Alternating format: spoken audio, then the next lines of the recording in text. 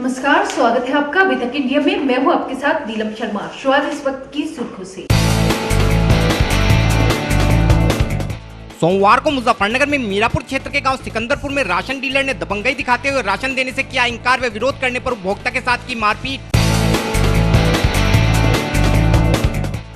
रविवार की रात देवेंद्र सैनी के हार्ट क्लिनिक पर फिर आया लापरवाही का मामला सामने। इस बार भोराकला क्षेत्र के गांव शिकारपुर निवासी ग्रामीणों ने लगाया अस्पताल पर आरोप। सोमवार को मुजफ्फरनगर के रोहाना में एक खेत से भारी मात्रा में प्रयोग की गई कोरोना टेस्ट किट मिलने से क्षेत्रवासी गांव में संक्रमण फैलने की आशंका से घबराए।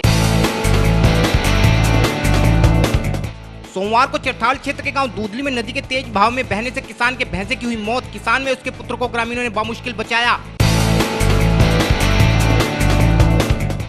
सोमवार को मुजफ्फरनगर की खतौली पुलिस ने चोरी की घटना का खुलासा करते हुए 3 चोरों को मई माल के दबोचा। सोमवार को नगर आगमन पर राज्यपाल सैनी में उनके पुत्र का सपा कार्यकर्ताओं द्वारा किया गया जोरदार स्वागत। सोमवार को राष्ट्रीय लोकदल छात्र सभा कार्यकर्ताओं ने राज्य सरकार के मंत्री भूपेंद्र चौधरी का पुतला किया दहन। रविवार को नगर के शिव चौक पर नंदी महाराज की प्रतिमा की विधि विधान से हुई स्थापना। सोमवार को सरकार की हॉलमार्क पॉलिसी का विरोध करते हुए जनपद के सराफा व्यापारियों ने की 1 दिन की हड़ताल। जनपद में आम जनता के साथ राशन डीलरों द्वारा राशन देने में आनाकानी करने के मामले आए दिन सामने आते रहते हैं। हालांकि अब जिला प्रशासन द्वारा डीएम वॉर रूम के माध्यम से व्हाट्सएप ग्रुप बनाकर जनपद के नागरिकों को अपनी समस्या उच्चाधिकारियों तक पहुंचाने हेतु एक माध्यम प्रदान किया गया है, परंतु यह माध्यम कितने लोगों की समस्याओं का समाधान करा पाता है, यह अभी भविष्य के गर्भ में है। ताजा मामला मुजफ्फरनगर में मीरापुर क्षेत्र के गांव सिकंदरपुर से है। इस गांव के राशन डीलर ने दबंगई दिखाते हुए ग्रामवासी को राशन देने से तो साफ मना ही कर दिया, वहीं उपभोक्ता के साथ दुर्व्यवहार करते हुए मारपीट भी की है। हमारे चैनल को मिली जानकारी के अनुसार मीरापुर क्षेत्र के गांव सिकंदरपुर में उषा देवी के नाम पर सरकारी सस्ते गल्ले की दुकान है, जिस पर उसका पुत्र गौरव राशन का वितरण करता है। ग्रामीणों के अनुसार उक्त युवक राशन वितरण में दबंगई दिखाते हुए घटतौली के साथ साथ ग्रामीणों को उनकी राशन की यूनिट के अनुसार राशन नहीं देता। सोमवार को भी जब गांव निवासी एक युवक राशन लेने उषा देवी की दुकान पर पहुंचा तो गौरव द्वारा उसे राशन देने से ही मना कर दिया गया। वह कारण पूछने पर गौरव ने ग्राहक के साथ दुर्व्यवहार करते हुए उसके साथ मारपीट कर दी। मैं तुझे कॉटन देता। मैं तो कॉटन देता जा। नुको जहाँ से मर्जी हो वहाँ से ले ले। जहाँ मर्जी वहाँ से ले ले जा, चला जा। चल निकलो यहाँ मत आइए, आगे बात चल चला जा। कॉटन देना का तो इसका मतलब तो बकवास कर रहा है। तो कॉटन क्यों नहीं ले रहा फिर यो?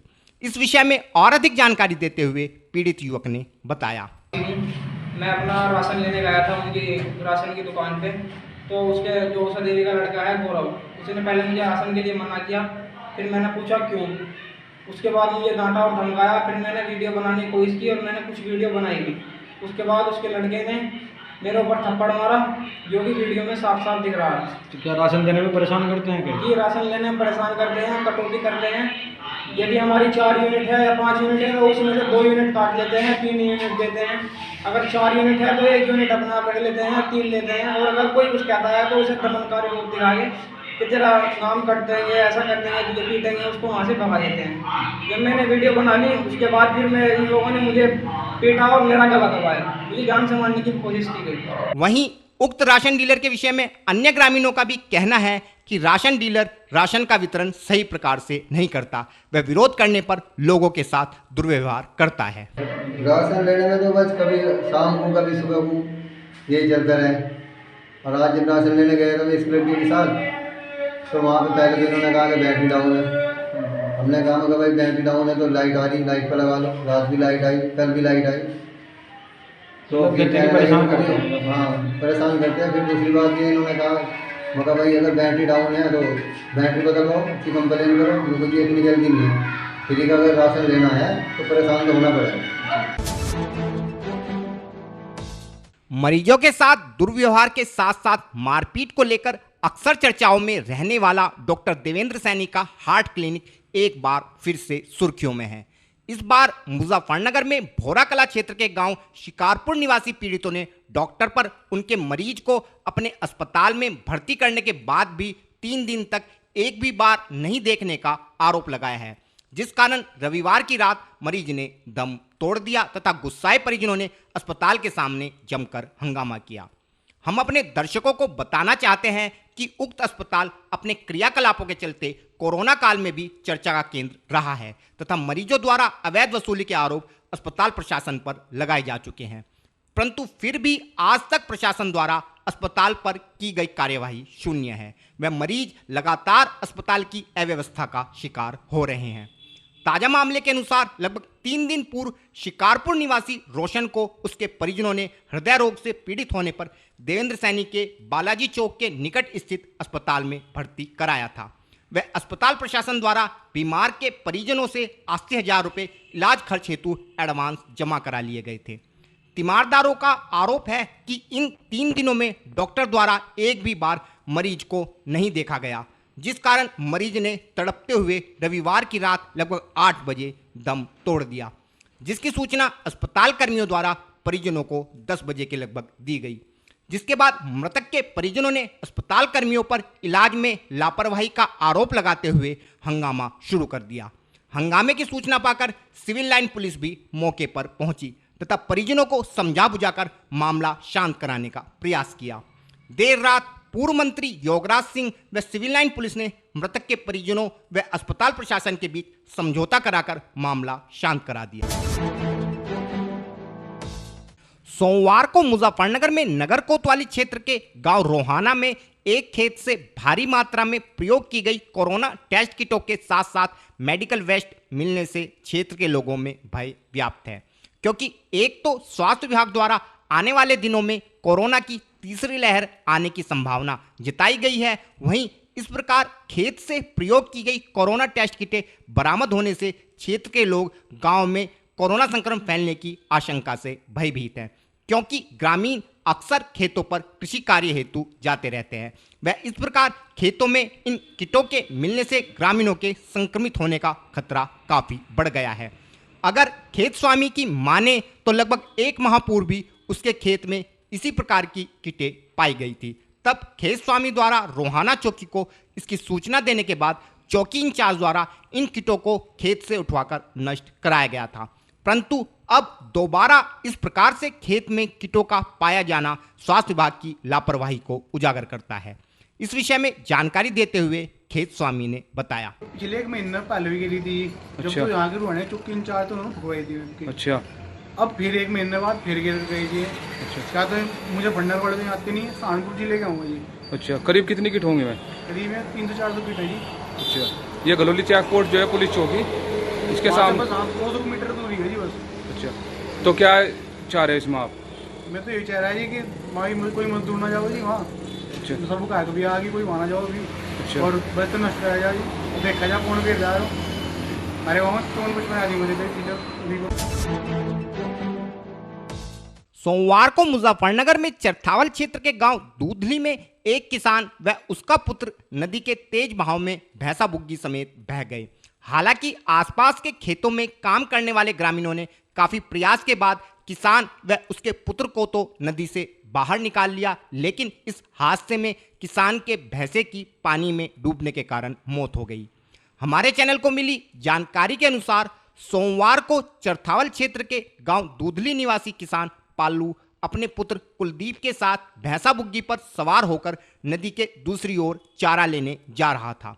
जब यह पिता पुत्र बुग्गी समेत नदी के बीच में पहुंचे तो नदी के तेज बहाव के कारण बुग्गी पलट गई तथा पिता पुत्र नदी में बहने लगे। दोनों की चीख पुकार सुनकर आसपास खेतों में काम कर रहे ग्रामीणों ने काफी मुशक्कत के बाद पिता पुत्र को नदी से बाहर निकाला, लेकिन जब तक ग्रामीण भैंसे को बाहर निकाल पाते भैंसा दम तोड़ चुका था, जिस कारण पीड़ित किसान को हजारों रुपए की आर्थिक हानि का सामना करना पड़ा है। इस संबंध में और अधिक जानकारी देते हुए पीड़ित किसान कुलदीप व एक ग्रामीण संजीव ने बताया। आपका नाम? कुलदीप जी। कहाँ के रहने वाले? दूधली के। क्या मामला हुआ आपके साथ में? हम घास लेने जा रहे थे। अच्छा। और जी हमारा झट्टा नदी में पानी आता, हम वासी मोड़ रहे थे, उसका जेवड़ा टूट गया। तेज वो डूब गया। अरे हम बापू बेटा दोनों नदी में डूब गई। अच्छा, फिर किसने निकाला तुम्हें? फिर जी अब पड़ोसी आए जी, उन्होंने काट दिया। मेरा नाम संजीव कुमार है, मैं किसान हूँ दूधली का जी। अच्छा, क्या मामला हुआ आज यहाँ नदी पर? भाई हैं छोटे जी, ठीक है, जाती है कच्चा पे हैं जी। ये नदी में घास लेने नदी पार जो है, नदी में ज़्यादा पानी आ रहा था दूधली में जी। तो भैया क्या, जैसे कि आए बैठे जा रहे थे तो झोटा भी देखो में भी नदी ने पलट दिए जी। कई पलटे झोटे ने लिए, कई पलटे बुग्गी ने लिए जी। तो देखो दोनों किसान दब के नीचे जी, हमें पास में काम कर रहे थे, हमने बड़ी मुश्किल बाहर काट दिए जी। करीबन 500 मीटर देखो नदी में बहते चले गए दोनों किसान जी। क्या नुकसान हुआ सर? नुकसान झोटा बुग्गी का होगा जी, जो बुग्गी देखो टूटी पड़ी है और साइड में जी झोटा मर गया जी। करीबन 80,000 का झोटा था इनका जी। ठीक, क्या चाहते हो आप? ये हमें देखो आपसे चाहें सरकार से, हमें देखो इसका अर्जना मिल जाए किसान लोग। सोमवार को मुजफ्फरनगर की खतौली पुलिस ने विगत 21 अगस्त की रात्रि में क्षेत्र के मोहल्ला लाल मोहम्मद में हुई चोरी की घटना का खुलासा करते हुए 3 चोरों को गिरफ्तार करने के साथ साथ चोरी हुआ संपूर्ण माल भी चोरों के कब्जे से बरामद कर लिया है। हमारे चैनल को मिली जानकारी के अनुसार विगत 21 अगस्त की रात्रि में अज्ञात चोरों ने मोहल्ला लाल मोहम्मद निवासी अफजाल अहमद के घर में घुसकर लैपटॉप व नकदी समेत लाखों के माल पर हाथ साफ कर दिया था। खतौली पुलिस तभी से इस घटना के खुलासे हेतु प्रयासरत थी। रविवार की शाम खतौली थाना प्रभारी को सूचना प्राप्त हुई कि इस चोरी में शामिल चोर एक स्थान पर मौजूद हैं, जिसके बाद पुलिस ने बताए गए स्थान की घेराबंदी करते हुए चोरों को ललकारा, लेकिन चोरों ने पुलिस दल पर हमला करते हुए भागने का प्रयास किया। पुलिस टीम द्वारा भी बहादुरी का परिचय देते हुए तीनों चोरों को गिरफ्तार कर लिया गया। पुलिस ने चोरों के कब्जे से एक तमंचा, चाकू व एक मोटरसाइकिल के साथ साथ चोरी का संपूर्ण माल भी बरामद कर लिया है। पुलिस द्वारा किए गए इस गुड वर्क के विषय में जानकारी देते हुए सीओ खतौली श्री राकेश सिंह ने बताया। देखिए, कल सायंकाल प्रभारी निरीक्षक खतौली और इनकी टीम के द्वारा पुलिस मुठभेड़ में 3 शातिर अभियुक्तों की गिरफ्तारी हुई है, जिनके द्वारा 21/22 की रात्रि में श्री अफजाल अहमद, जो कि लाल मोहम्मद मोहल्ले के निवासी हैं, इनके घर में रात्रि में चोरी की थी, जिसमें लैपटॉप, मोबाइल फ़ोन, नकदी 100% माल की रिकवरी हुई है। ये शातिर किस्म के अपराधी हैं, जिसमें जो फरमान नाम का अपराधी है, इसके विरुद्ध लगभग 2 दर्जन मुकदमे पंजीकृत हैं और बाकी अन्य जगहों पर भी इनके द्वारा चोरी की घटनाएं की गई हैं, जिसके बारे में हम लोग पूछताछ कर रहे हैं। सर, मुठभेड़ के दौरान बदमाशों के पास से क्या किया? मुठभेड़ के दौरान इनके पास से एक तमंचा, चाकू और एक मोटरसाइकिल, जिस पे भी इंजन नंबर, चेसिस नंबर के आधार पर संभवतः वो भी चोरी की है, हम लोग उसको भी ट्रेस कर रहे हैं। सर, जांच में किस तरह से सामने आए, घटनाओं को किस तरह से अंजाम देते थे, मतलब और भी गैंग के सदस्य हो सकते हैं? हाँ, निश्चित रूप से इनके गैंग के और भी सदस्य हैं और ज़्यादातर ये रात्रि में ही मकान में घुसते थे और चोरी करते थे। चोरी की घटनाओं का ही ये बहुत बड़ा गैंग है, जिसके बारे में जानकारी है। अभी तक इंडिया में यहाँ पर रुकते हैं ब्रेक के लिए। ब्रेक के बाद तुरंत लौटेंगे। बने रहिए अभी तक इंडिया सच के साथ। स्वागत है आपका, आप देख रहे हैं अभी तक इंडिया सच के साथ और मैं हूँ आपके साथ नीलम शर्मा। पूर्व मंत्री एवं बसपा नेता श्री राजपाल सैनी द्वारा लखनऊ में सपुत्र समाजवादी पार्टी की सदस्यता ग्रहण करने के बाद सोमवार को प्रथम बार मुजफ्फरनगर आगमन पर समाजवादी पार्टी कार्यकर्ताओं द्वारा श्री राजपाल सैनी एवं उनके पुत्र शिवान सैनी का पार्टी के महावीर चौक के निकट स्थित कार्यालय पर जोरदार स्वागत किया गया।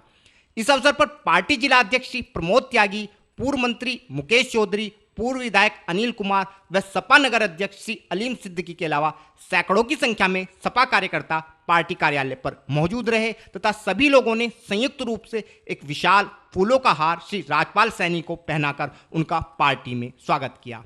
इस मौके पर बसपा छोड़कर सपा ग्रहण करने के मुद्दे पर श्री सैनी ने बड़ा नपातुला बयान देते हुए कहा कि उन्होंने समाजवादी पार्टी की नीतियों एवं श्री अखिलेश यादव की कार्यशैली से प्रभावित होकर सपा का दामन थामा है।